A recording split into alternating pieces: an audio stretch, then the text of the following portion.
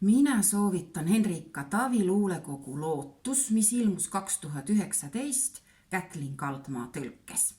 Luulekogus on 3 osa. Esimeses osas Tavi tõlgendab uuesti suulist Soome folkloori, nagu hällelaule, ja ammendab oma vanaema lapsepõlve mälestustest. Teine ja kõige laiem osa käsitleb napisõnaliselt ja tabavalt tühjuse tunnet ja igatsust. Taustal on luuletaja venna surm. Palju rõhku on selles, mida on jäetud ütlemata. Siiski pole luulekogu suruv. Luuletaja on lähenenud surmale argiselt, isegi musta huumorit on.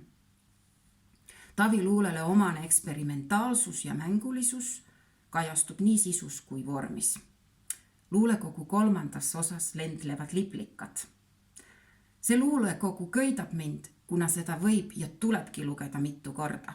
Tegemist ei ole kiirkirjandusega, mida saaks alla luristada ja siis unustada.